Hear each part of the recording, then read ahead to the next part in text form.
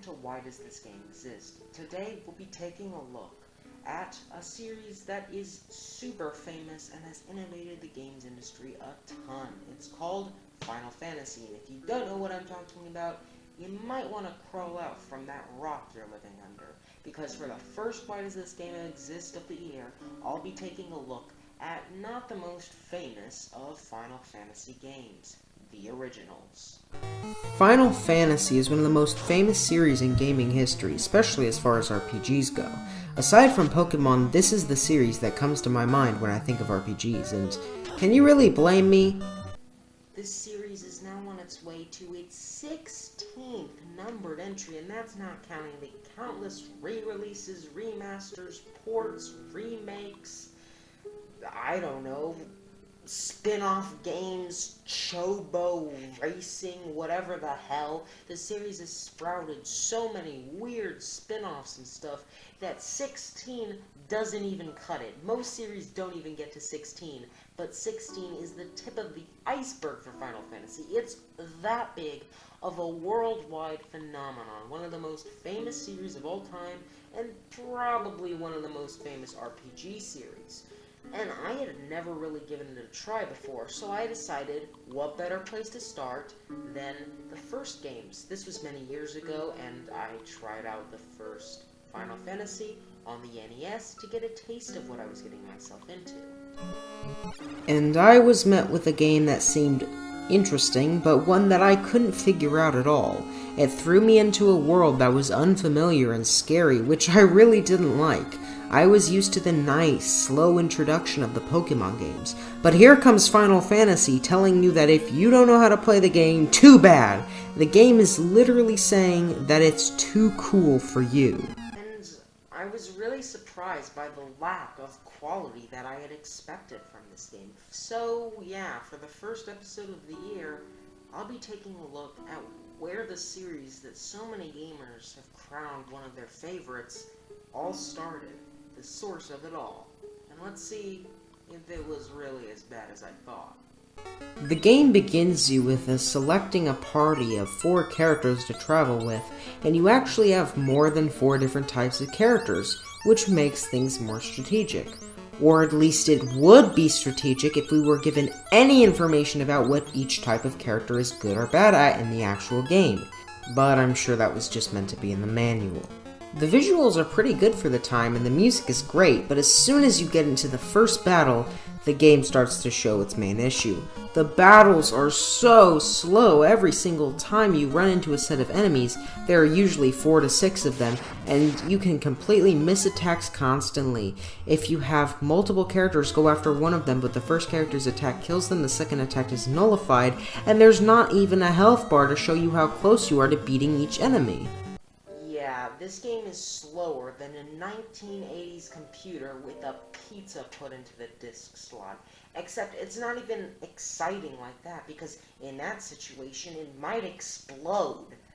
But in this, there's no way this slow as heck game is ever going to explode. So basically what I'm trying to say is putting pizza into an old computer's disk slot is more exciting than Final Fantasy 1. Because you might get blown to smithereens. We do not condone putting a pizza into your computer. Please do not try this at home. After dying a few times, I decided to flare up my characters' names a bit to give me some good luck. Feds are after me. Doesn't that sound like a team of true underdogs? I got to a boss battle which was a lot less slow due to how there is only one target, but this is the point that you'll realize what kind of RPG this game is. RPGs could be like most Pokemon games, with lots of battles and the story that remain at a good difficulty curve, preventing you from repetitive gameplay. But they can also be like this game or Phantasy Star on the Master System, and force you to grind these smaller enemies for hours to build up enough power to face the actual foes of the game. And this game definitely falls into the category of the latter, except in Phantasy Star you at least kill the enemies relatively quickly and there's far more variety. But in this, your battles are slower than a baseball star who's had his performance-enhancing drugs taken away. So yeah, I got my butt handed to me by the boss and immediately realized that to beat this, you'd have to grind these terrible goblins for hours and hours, and I really didn't want to do that.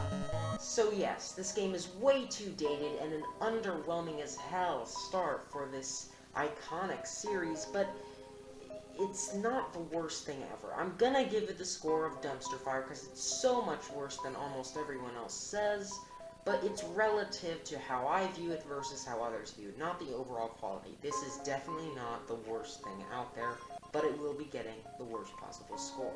But it feels like that would be a lame way to end off, so why don't we take a look at Final Fantasy 2 and 3, which were both released on the Famicom/Super Famicom, I believe, in Japan, but not released in North America, and I don't even think in Europe.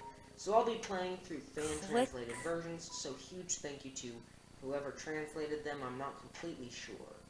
But yeah, let's take a look at the other two games that were released in this weird era, because Final Fantasy IV would eventually be released as Final Fantasy II in North America, and Final Fantasy VI as, you guessed it, number 3 for some reason.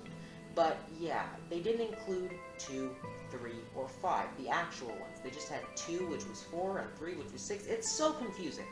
But let's take a look at the real Final Fantasy 2 and 3. And see if they can improve.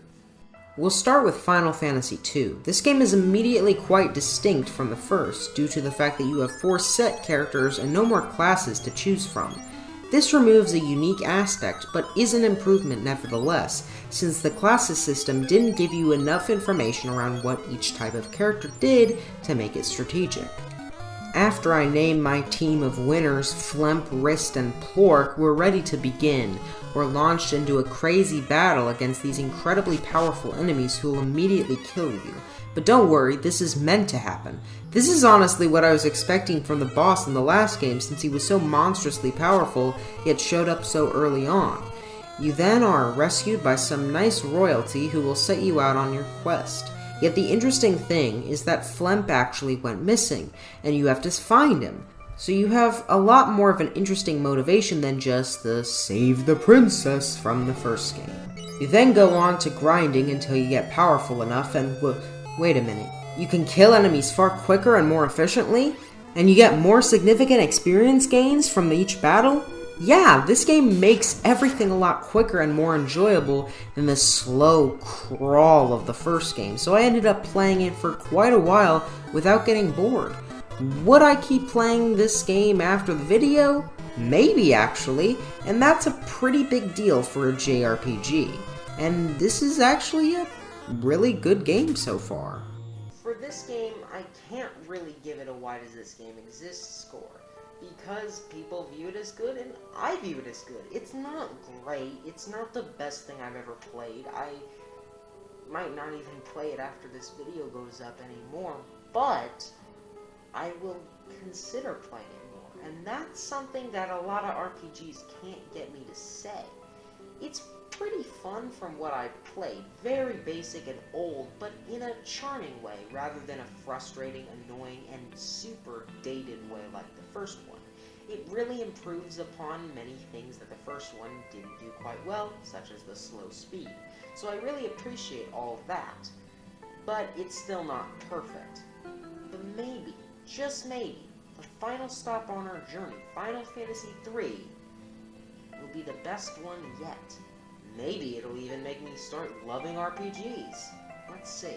This game is even more streamlined than efficient, with a start that's incredibly cinematic for the time, and items getting thrown at you constantly to make you actually stand a chance against the first boss. Random encounters are also less frequent, the graphics are amazing, and just look at that animation. So smooth, oh my god! The combat is a lot more fun, and you still don't see enemy health bars, but it's pretty enjoyable regardless. You can quickly attack and get through fights without many issues or annoying sudden one-shot moves from your opponents. And the first boss, I actually beat him.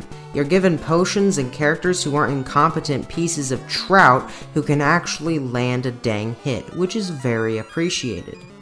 Yeah, I actually really like this game, like really enjoyed the little bit I played of it. I played less of this one than the other two because I just wanted to give it a quick look, but it massively improves upon all the problems that the first two had for the most part, except for the health bar, and it really just sticks out as a really fun time. From even the little bit I played, I really enjoyed it, and it has some of the best visuals, like I said, just so impressive for the time.